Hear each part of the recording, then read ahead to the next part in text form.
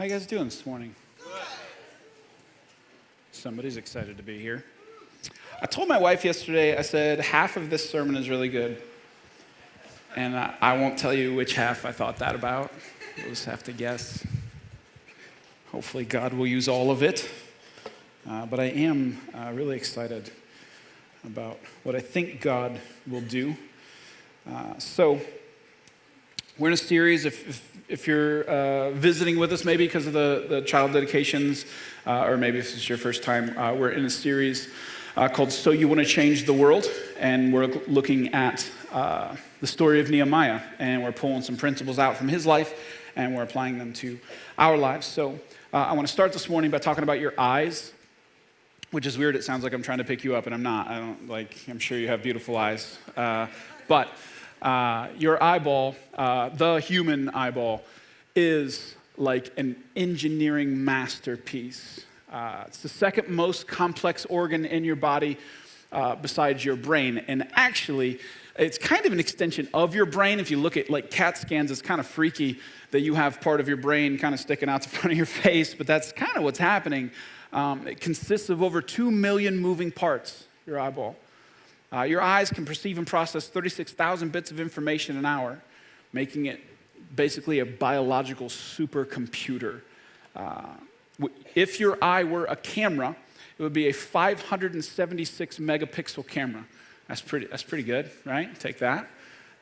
You're like, no, I have glasses. Mine's like 100 megapixels. You have 7 million cone cells, which detect color, and 100 million rod cells that detect light. Just crazy what's going on inside of here. And that means that you with your eye, you can detect 10 million different colors and 500 shades of gray. And still, as a male, I will say I know about 5 of them, right? It's red. All of them are red. The muscles in your eye are the fastest in your body. You know you can blink 5 times in 1 second. And speaking of speed, the cornea is actually the body's fastest healing. A scratch can heal completely just 48 hours. The ability to see, your eyeballs, they're so important. Arguably the most important sense, right? We could fight about this, but I do know that like if you were gonna have to lose one of your 5 senses, you wouldn't pick sight. That would not be the one you would pick. Because the ability to see affects everything in your life. So, what I want to talk to you about today is vision, but not the kind where you use your eyeballs. The kind of vision I want to look at today is more what happens when your eyes are closed, your ability to see. And that one is arguably, I would say, more important because it will affect your life if you have the ability to see with your eyes closed. So, I've been looking at the story of Nehemiah, and just to catch you up, to give you a real quick Cliff's Notes, see where we're at. Nehemiah is this Jewish guy who feels this call from God to the city of Jerusalem. The city of Jerusalem needs help. It's in shambles. Its buildings have been destroyed. The walls have been torn down. Gates have been burnt. It's just the city is in serious trouble. Nehemiah is currently in exile in a city called Susa, way over in Persia. And God tugs on his heart to go and do something about this. So he prays, he asks God to help him, and he has this conversation with the foreign king over in Persia, asks him if he can go rebuild Jerusalem, and asks him if he'll pay for it. And God answers yes. So God, the good hand of God is upon him, and he's going to return to Jerusalem and rebuild it. So where we're going to pick up today is when he arrives, actually. So Nehemiah chapter 2, verse 11. So I arrived in Jerusalem. 3 days later, I slipped out during the night, taking only a few others with me. I had not told anyone about the plans God had put in my heart for Jerusalem. We took no pack animals with us except the donkey I was riding. Now, just these 2 little verses, they show us something really important. If you've ever had like a dream before, if you've ever had like an idea before, and I'll even say like a God-given dream or a God-given idea or a God-given plan in your life. Nehemiah shows us something here that's really, really important. Early on when you have a dream, when you have God kind of starting to nudge you towards something, be careful who you tell it to. Be careful who you tell it to. Look at it. He said he slipped out during the night and he didn't tell anybody about what God was doing in his heart and the plan that God had laid on his heart. And I think the reason is, and you've probably been there before, right? Have you ever gotten excited about something and like told somebody about it and they immediately like poured a bucket of ice water on the small budding flame that was in your soul?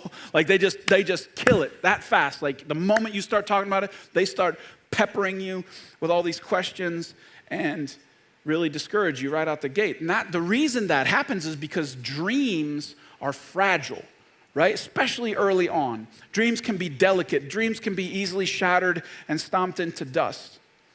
And the most common cause of death of our dreams early on can be boiled down to one word, and that word is how.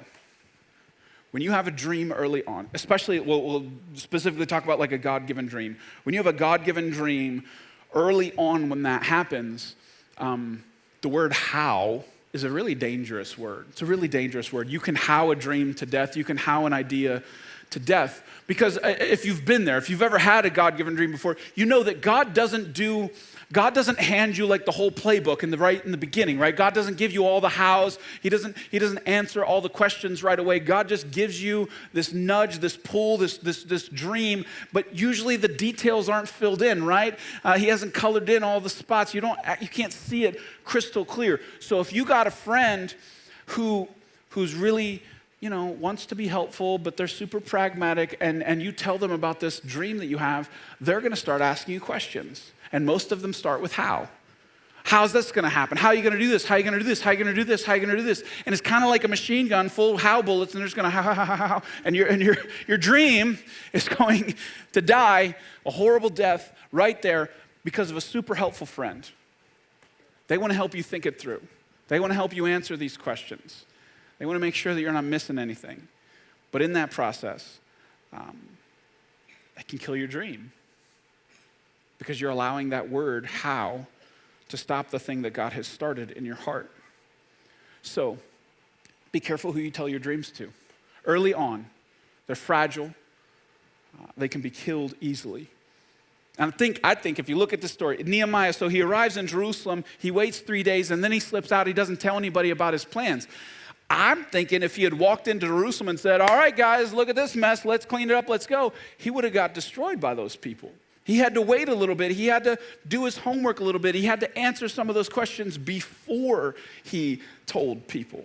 So be really careful who you share your dreams with, especially early on in the process.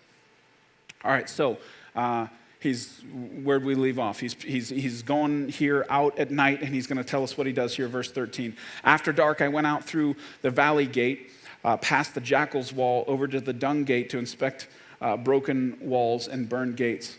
Then I went to the fountain gate, to the king's pool, but my donkey couldn't get through the rubble, so even though it was still dark, I went through the Kidron Valley instead, inspecting the walls, and turned back and entered again at the valley gate. Wouldn't it be cool to live in a city that had all of these names, like Valley Gate, Jackal's Wall, Dung Gate? Wouldn't want to live by that one. But he basically, he starts at the valley gate and ends at the valley gate. He just told us that he spent the night going around the whole city, and he wanted to see the whole thing and get a feel for what was going on in Jerusalem. So here's the million-dollar question today. As Nehemiah is going around the city that night, what did he see? What did Nehemiah see? Now, I told you the situation already, right? Walls are torn down.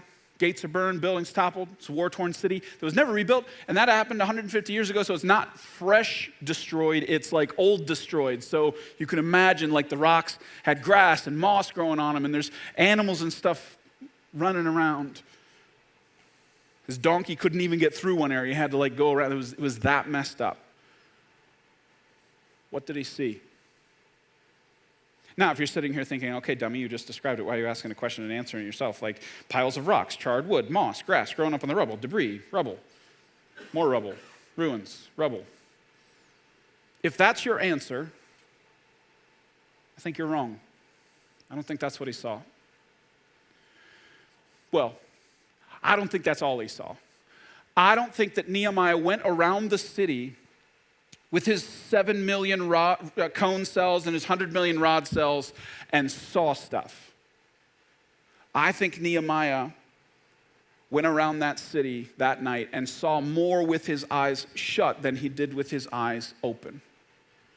See, people like Nehemiah, people who do things like Nehemiah, they don't just see what is, they see what could be. And man, I just love like that spirit of Nehemiah, that kind of person who, when they walk around a situation like that, they don't just see the current situation, they see what it could be. I'm sure he certainly saw the piles of stone and the debris and the gates that are burnt and all that stuff, but that was secondary. Nehemiah was looking with a different set of eyes. He saw walls rebuilt. He saw gates rehung. He saw buildings restored. More than that, he didn't just see the physical things, he saw what the physical things would do for the situation in the city. He saw people flourishing because those things were rebuilt. Commerce, relationships, love, health, prosperity. Nehemiah saw that when he walked around. I would have loved to walk around with Nehemiah. A guy like that who has that kind of a mind, who has that kind of a bent. I mean, you walking around the city with Nehemiah, he'd be like, man, look at this wall. And you'd walk up going, there's nothing there. There's a pile of rocks here, but he's seeing a wall. And then Nehemiah walk over here, man, look at this gate. Look at this gate that they got. And look at the commerce that's happening and the relationships that are happening around the gate here. And you'd walk up and be like, dude, that's a pile of firewood and a tumbleweed floating by. But he doesn't see that. And then you walk over and say, man, look at this, look at these buildings, look at these places, look at these homes where people are living and families are flourishing and loving. And you'd be like, dude, I see 3 walls and no roof, or maybe a little fox in there poking around. I don't see anything that you see. But he didn't just see what was, he saw what could be. Do you realize how important that ability is in your life? Vision. The ability to see with your eyes closed. The ability to see not just what is in your life, but what could be. That is vital.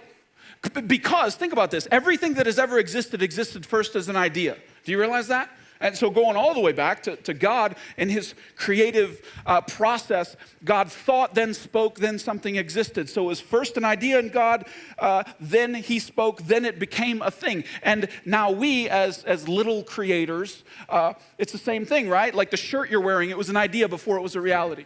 The room we're in, it was an idea before it was a reality. The food you're going to eat later, that was an idea before it was a reality. Everything that has existed started as an idea and then became something. If you can't see what could be, oh man, your life's going to be different. Vital to your life is the ability to see what could be, not just what is. But listen, I thought a lot about you this week, not like you, but you. And I know there are some people sitting in this room who struggle with this. You struggle with the ability to see with your eyes closed. You struggle with the ability to see what could be. And the reason you struggle with it is like you're so distracted by what you see with your eyes open that you can't see with your eyes closed. Like what you see with your eyes open hinders your ability to see with your eyes closed. You get so caught up by what and discouraged by what you see with your eyes open that you can't allow yourself to imagine what could be with your eyes closed. And that could have happened to Nehemiah, right? If Nehemiah would have had a slightly different bent. He didn't know what he was walking into in Jerusalem. He grew up over here in Persia, in Susa. It was a nice city. He could have walked into Jerusalem and go, oh crap. That's rubble. There's rubble. There's rubble. There's a pile of stone, burnt, charred stuff. He could have been so discouraged by what he saw with his eyes open that maybe he couldn't even imagine what could be with his eyes closed. It could have backed him away. He could have said, man, maybe God didn't speak to me. Maybe I'm biting off way more than I can chew. Who am I to rebuild a city? I'm a cupbearer. He could have talked himself all the way out of this dream that God laid on his heart because of what he saw with his eyes open. And I worry that for some of you, you get so disheartened by what you see with your eyes open that you don't allow yourself to dream with your eyes closed. I think this is a perfect sermon for like a child dedication Sunday. It's almost like I did this on purpose. I didn't. You can think I'm really smart, but I'm not. But parents, how hard is this? How hard is it as a parent to not get caught up in what you see, because you have to see as a parent what could be. You have to, right? If you've got the toddler that's running around like a crazy person all the time trying to stick forks in outlets, you can get caught up in that, right? Or maybe you got the elementary school age kid who's just got the boundless energy and the 100 why questions every minute, and you can get real caught up in what is. Or maybe you got the preteen or the teen who literally just knows everything. They just know everything, and you don't have to do anything because it's really easy because they're the smartest kids in the world. You want to come preach? No, I'm just kidding. You stay right there. You stay right there. But it's really easy to get caught up in what is, to the point that you can't even see what could be, right? That stubbornness may turn into boldness later in life. The artwork on the walls could become creativity someday, right? The know-it-all stuff, maybe God will get a hold of them and let them see that they're not as smart as they thought they were, you know? I don't know, hypothetically. I'm happy that the one person's in here to hear this. And maybe it's not kids. Maybe you can look around all the different areas of your life and get so distracted by what you see. Maybe it's a financial situation. You see the pile of bills, you see the shrinking bank account, and that prevents you from being able to see what could be. Or maybe it's your relationship. Maybe you've got a relationship and you're like, man, no, all I see is the anger, all I see is the fighting, all I see is the bitterness, and you're so caught up by what you see that you can't see what could be. Every area of your life, you could allow what you see to prevent you from seeing what could be. And here's why this is important. I think if you perpetually live in a world where you only see what is with your eyes open, you're never going to experience what could be. You're never going to experience what could be, because you're going to spend your entire life managing what is. You're going to spend your entire life dealing with what is. You're going to spend your entire life complaining about what is. You're going to spend your entire life stuck in what is because you can't see what could be. So I used to follow this church kind of fanatically. I still follow them, but not as fanatically. I try not to be as big of a fanboy. I liked them better like 10 years ago. Not this one. It's a very, very different situation. But they had this set of values that I thought was awesome, that I loved all of them. I struggled to try not to completely just rip off all of what they did. But I really got attached to this one value that they had, and they called it dress for the wedding. Dress for the wedding was the name of the value, and I loved it. And the idea for them, what they would say is that they, as a church, they weren't going to structure themselves for where they were going to structure themselves for where they were going. And I love that idea. It's like down in my DNA now. And the way they described it was dressing for a wedding. So it was actually a video that they did where the pastor talked about, like, have you ever been on your way to a wedding before and had to stop somewhere? And like, say you had to stop at a gas station to, like, get a pack of gum because you wouldn't want to have bad breath. And the wedding, you look good, you want to smell good too. So you're doing all that stuff. And you walk into a gas station full on dressed up, and it's weird, right? If you got the suit on, you got the dress on, you're walking in, and you almost feel compelled as you're walking around the gas station to, like, explain to people, like, I'm going to a wedding. Like, didn't get dressed up for the pack of gum, like, you almost feel like you want to explain it to them. Because you're not dressed for where you are, you're dressed for where you're going. Now, it's a little weird where you are, but it'd be weirder if you were dressed for where you are, and then when you got where you were going, you weren't dressed right? That would be weirder, to, like, fit in at the gas station and stick out at the wedding. I'd rather stick out at the gas station and fit in at the wedding. So everything they did was bent towards that. As a church, it was all structured for where they were going, and I really loved that. I think we've done that a lot as a church. We've tried to look forward and say, hey, we're going to structure ourselves that way. There's also this Andy Stanleyism about church. Let me geek out on church for a minute. I'll come back to you in a minute. Okay, we're just going to talk about church for a minute. What he said is that your church is perfectly structured to give you the results that you're getting, which is horrible. I just want to punch him for that. Like, how dare you? Our church is really well structured, thank you very much. these results are completely abnormal for what we're doing. But no, he's saying, hey, whatever results you're getting, actually the machine that you've created is perfectly fine-tuned to give you those results. Now, take these principles, put them into your life. Your life is perfectly designed to give you the results that you're getting. Ugh. That everything you're doing in your life right now is perfectly designed to give you what you're getting. And then take the dress for the wedding principle. If you can't see what could be because you're so caught up in what is, you can't even imagine the wedding. You don't even know what it is that you're going towards, so how can you dress for it if you don't know where you're going? How can you live in such a way, structure your life in such a way to get there if you don't even know where there is? Again, if you're so caught up with what is that you don't allow yourself to dream about what could be, you're just going to live in what is. You're just going to live in what is. You need a vision of what could be in your life that will direct your actions now, right? Nehemiah walks into the city and it's destroyed.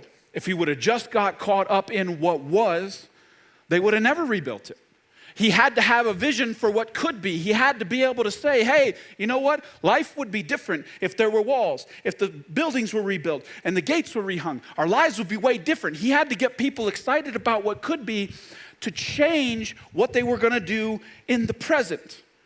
And I think the same's true in your life. You got to have a vision for what God can do, what God can rebuild, what God can turn your life into so that it changes your actions now.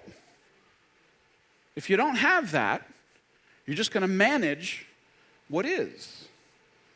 Miss out on what could be. One of the things I always do with, like when couples go through like premarital counseling with me, is I tell them to go to someone else. No. Generally. But those who push through, one of the big things that I encourage premarital couples to do is to dream together. Dream together. What kind of life are you going to build together? Like to the point where I always want to get to like vacation. What kind of vacations do you want? I want them to think about that. Where's the Christmas tree going to go in the house? Stuff like that. Like I want them to put some details into this future life that they're going to build together. Because my goal is to get them dreaming in the same direction so they're building a life together. And then I always encourage them, like, don't ever stop. You know, the moment a married couple stops dreaming together, that can be bad because now think about it. It's the same kind of principle. If you're not dreaming together, then all of a sudden maybe you're going towards two separate things, and you can really grow apart. So I'm always challenging them: dream together, dream together, dream together. And I always discover something in this. Usually, one is better at dreaming than the other. One is better at dreaming than the other. Now, this is coming from the dreamer, so I'm super biased right now. And I'm aware that those of you who are like more type A, you're like, oh, the dreamer. You mean the one who just doesn't plan things? Yeah, fair enough. I actually had somebody, we were over in the cafe in the construction zone that it is right now. And somebody said to me, they go, you know, having a dream's a little easier than executing it. I said, get back to work, man, shut up. But usually in a couple, you've got somebody who's a little more bent towards dreaming and somebody who's a little more bent towards figuring it out, executing. Microsoft Excel, all those things. I love you. So, and I say this lovingly, some of you, you're bad at dreaming. You're bad at dreaming. So I want to help you. If you're bad at dreaming, if you're bad at seeing with your eyes closed, if you're bad at seeing what could be because you're so preoccupied with what is, I want to help you because I'm hoping you want to do this. I'm hoping at this point in the sermon you're like, I'm intrigued. I want to spend some time dreaming. I want to spend, maybe if you're married, you want to spend some time together like thinking this through and just going crazy about what could God do with us in 5 years? What could God do with us in 10 years? Like I want you to be drawn into that, but I want to help you actually do that. So here's the thing. First, if you're going to dream, in the early stages of dreaming, listen, the word how is off limits. You're not allowed to ask that question when you're dreaming. You can ask it the next day as you start to come up with the plan for the dream, but you're not allowed in the dreaming to ask the question how. You'll ruin it. But, shut up. You're not allowed. You're not allowed. Because you ruin the dream. I've had too many people come to me like when as we're doing stuff in the church, like, well, how are we going to do that? I'm like, I don't know, but I know God's nudging us that direction. I might not know in the first step or the second step or the third step, but as we go, every time in my life, God has revealed as I've gone. So don't you dare kill it out the gate by asking how too much. I'm telling you, especially if you're married to a dreamer, they're going to go crazy if you just how everything to death. I love you, babe. We've gotten better at this. We've gotten better at this. So don't ask how early on. Don't ask how early on. You have to bathe this thing in prayer. You got to be praying about what could be. One of my professors in college, he called it using a sanctified imagination. And what he meant was like allowing your imagination to be like controlled by God, influenced by God, to see a better future. So when I was young, I was probably 7 years old. My parents built a house. They built this log cabin. They actually still live in it. But we would go and visit this pile of dirt. Like there was nothing there. We'd go. It was a cornfield, and we would go and visit a cornfield. I was little, but why would we do that? Because my parents would walk around and be like, "All right, so here's where the living room's going to be." I'm like, "That's a rock." And here's where the bathroom's going to be. And we would walk around and we would see all this stuff. And then when they started building it, they pull all the dirt out and they put these big piles everywhere. Man, those piles of dirt turned into castles and dinosaurs, and we played on those things, and they weren't what they were. But what was cool for me, as I was reflecting on that this week, what's cool for me is both my parents and the kids in the family were using their imaginations, right? Theirs was a little different than ours, but kids tend to be better at this, right? Anything can be anything with them. They can use their imagination. I just want to encourage you as an adult to continue to use your imagination and allow God to use your imagination for what could be. What could be. Allow God to do that. Don't how it to death, and allow your imagination to be imbued with God's Spirit. Now, I got one more thing I want to say about this. Some of you, I'm talking about getting distracted by what is so that you can't see what could be. But for some of you, it's not what is that distracts you from what could be. It's what was. You're not able to look forward because you're caught up in looking backward. And I think, again, if you look at the story of Nehemiah, why was he there? Why did he have to go rebuild the walls? Why did he have to go restore the city? Well, it's because it was torn down, right? If the bad thing hadn't happened, Nehemiah would have been irrelevant. So you're so caught up in looking backwards that you can't look forward. So when you walk around the city, let's flip this around. You're not Nehemiah anymore. Your life is the city. And you see the rubble. You see the wall that was, and now it's torn down. You know how much it hurt when that thing got torn down. You felt the heat of the fire on the gate.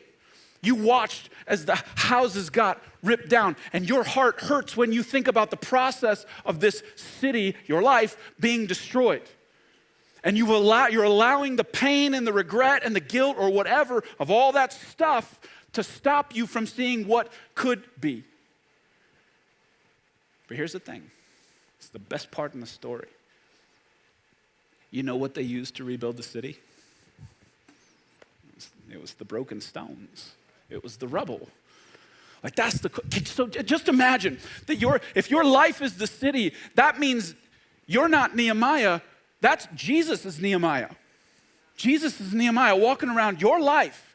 And I just imagine him walking and like getting you with them, and he like, hey, look at this rock, this broken rock.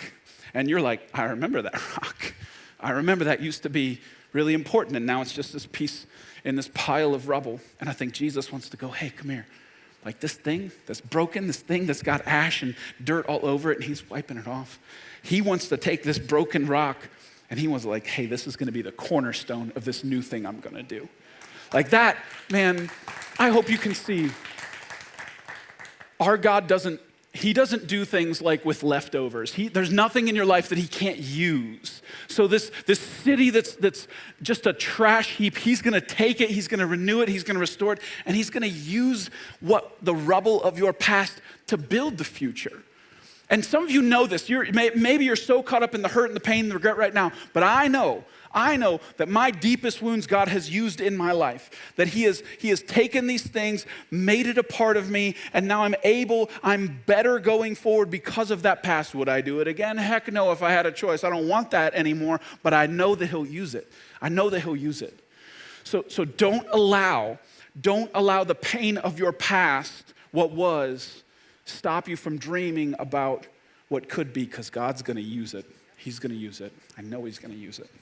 All right, so he goes all the way around the city, right? Secret mission, hasn't told anybody yet. Verse 16, he's going to reiterate this for us. The city officials did not know I'd been out there or what I was doing, for I had not said anything to anyone about my plans. I had not yet spoken to the Jewish leaders, to the priests, to the nobles, to the officials, or anyone else in the administration. Did you guys know that he didn't tell anybody? Because he really wants you to know he did not tell anybody what he was doing. This is his journal, so he's just like really covering the bases here. Verse 17, but now, the time is now, I said to them, you know very well the trouble we're in. Jerusalem lies in ruins. Its gates have been destroyed by fire. Let us rebuild the wall of Jerusalem and end this disgrace. So he tells them what is, right? Then, verse 18, then I told them about the gracious hand of God and how it had been on me and about my conversation with the king. They replied at once, yes, let's rebuild the wall. So they began the good work.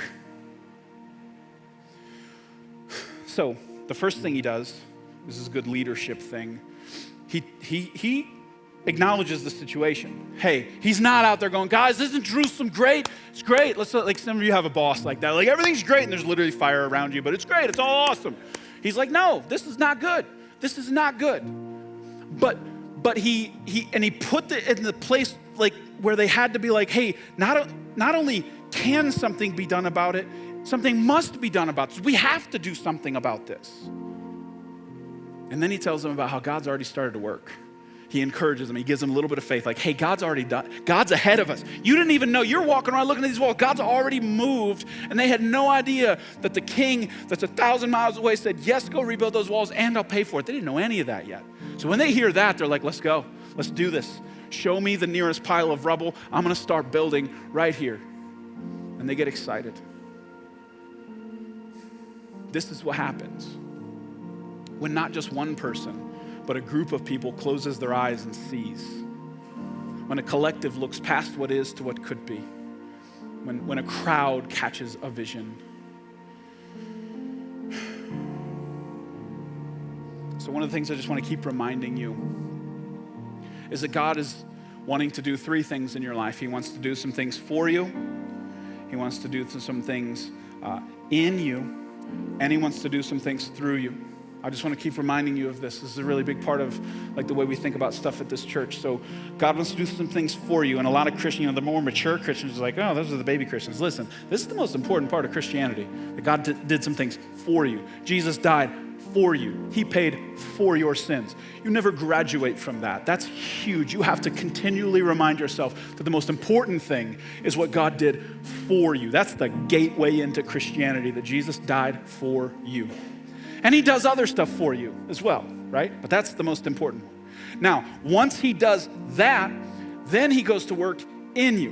Now, he does a little work before you, but he does a little work in you before you come to Jesus, but most of it comes after. Don't forget that, Christians. It comes after. It comes after. Stop trying to fix people before they come to Jesus. That doesn't make any sense. Leave them alone, man. Leave them alone. Let God do his thing. Then he's going to go to work in you. And some of you know that, right? This is the process of God. He loves you right where you are, but he loves you way too much to leave you there. He's going to start to work on you. He's going to start to change some of your attitudes and your patterns of thinking and the things you're doing. He's going to change that stuff. And that's an important part of the Christian walk. But if I'm honest, a lot of Christians get stuck in these first two, what God did for me and what God doing in me, and you view the whole Christian walk as just these two things. But you're missing out on this third one of what God can do through you. And here's the thing, it's I almost want to call it like a secret, because it's something that most people don't even realize, that when you finally kind of get up on your own spiritual feet here and you're like, man, God's really doing a work in my life, and you realize he doesn't just want it to be in you, he wants to now work through you in the lives of others. That's when the Christian life really starts to blossom. You know, you got the seeds planted, you got the plant starting to grow, but man, the fruit comes over here when you realize, man, God wants to work through me in my life. And some of you you think that he hasn't done enough work over here yet, so you're like waiting for some magical day when you become that person that idealized person in your own head that you're like, when I am this, and this, then I'll allow this. It's not the way God works. God used Peter, and Peter was an idiot for like 90% of it, right? And God just let him go. God was able to use that guy. Like, think about that. God wants to work in you and then through you. I feel like you're missing out on such a huge part of what God wants to do with your life. And I actually think as he's working through you, he'll even do more in you. I think you can get stuck here. There are some Christians who just go to church. Well, it used to be every week. Now it's not. We don't do that. We do meet every week, by the way. I'm just kidding. That's a pastor thing. They just go to church and they think that that's my Christian duty. But no, don't get stuck in what God's doing in me, because I think it spoils a little bit if you don't allow him to work through you. And for us as a church, man, it's not just through you. It's not just through me. It's through us. Do you know our God is not a God of addition? He's a God of multiplication. That if you really want to experience the fullness of what God wants to do in your life, if you really want to realize all of your potential, it's not just you, it's us. That God works best in the collective, in the group. There are 22,000 people in Wadsworth who need Jesus. I'm one of them. I believe that is our mission field, Mosaic. And I don't mean it the old school way. I mean, God could have put you anywhere at any time. Have you ever thought about that? There are 8 billion people on this planet. You could have been any one of them. You could have been born in India. Percentage-wise, you had a really good chance of being born in India or China. It's actually crazy that you were born here, right? Do you realize how crazy it is that God chose to put you here now in this city or close to this city? And that you're sitting here? Some of you are like, well, they just promised me lunch, and that's why I'm here. Shut up, Pastor. I don't care why you're here. I think God did it. And here you are. And if you call this church home, I view this think about it, the church, big C, the church that's over the whole world. God is working through that, but he's working through us here. This is our line as God is moving on this earth. This is our spot in the line. This is where we stand and say, all right, we're pushing back darkness here. We're declaring the gospel here. We're trying to be like Jesus, love like Jesus here. This is our place, and we're supposed to hold this line. Do you have that sense of purpose, that sense of destiny, that it's us together doing that? Man, I hope you see it. You ever heard that line, if you want to, what is it? If you want the results no one else is getting, you got to do what no one else is doing. You ever heard that before? So and you shouldn't want the results everyone else is getting, because that's not a good thing. So you're going to have to do different things to get different results. It's applied to church, right? So if you want to reach people no one else is reaching, you got to do what no one else is doing. And that guides a lot of what we're doing here. We're trying to reach people that maybe nobody else is reaching, which is why we're obsessed with outreach here. We're obsessed with it. Oh, you guys you're so focused on outreach. Yeah, I'm never going to stop that. Never going to stop that. You'll have to actually kill me for that one. And that's why we're starting a coffee shop. We're doing something that no one else is doing, because we want to reach what no one else is reaching. It's why we're taking audacious steps of faith, and we don't have all the answers all the time as we take those steps. It's why we talk about practicing radical generosity as a church. It's why we want to create a haven of honor in a culture of contempt, because when people walk in here, for them to feel that there's a difference between in here and out there. And we want to fear. We don't think that you can fight contempt with contempt. Crazy. We think that you have to fight contempt with honor. Which is why we're going to fight, even if people are bashing us. We're not going to shoot back. We're not going to do that. It's why we chase excellence in everything we do, because for some of you, if you grew up in church, you know that the attitude, well, it's just church. It doesn't matter if it's on key or not. You know, it's a joyful noise to the Lord. Shh. Make it quieter. We don't do that. It's why we have passion in our mission. Again, it's like that thing that's just like this, Christians just walk through the motions. Man, I want to have passion in this thing that God has given us to do. It's why we're a church for people who don't think church is for them. Because we feel like this is the thing. God put us here in this place, in this time for a reason, and we want to find out the edges of it. And you're a part of that. Whatever your purpose is, it has something to do with here. It does. I know I'm super biased, so you take that from whatever angle I'm speaking from here. But I really feel like God has you here for a reason. Worship team, why don't you guys come back up here? What could God do through you? Through you. Don't get caught up in what is. You got to see what could be. Pray with me. Jesus, I pray for the person right now, Lord, who they're looking at the rubble and they're feeling the pain of that. I pray that in their mind's eye, they would see you kneeling down by some of those broken rocks, and you whispering over those rocks that you're going to use them. I pray they'd feel your pain. You hurt too when you look at it, Lord, but you a different way. You hurt in a way knowing that you're going to use it, knowing that you're not going to leave anything wasted in their life, Lord. I pray that they would feel that in the depths of their bones. I pray for the person who's so caught up in what is right now, the person who's so caught up in the distractions and the craziness of life that they don't feel like they don't have time to think about what could be, Lord. I pray that you would give them a respite, a breather, some margin in their life to dream a little bit. I pray for the married couples in here, Lord, that they would dream together. I pray that you would ignite our imaginations with what could be. Help us to see with our eyes closed. Lord, I pray for this church. I feel like you've got us here for a reason.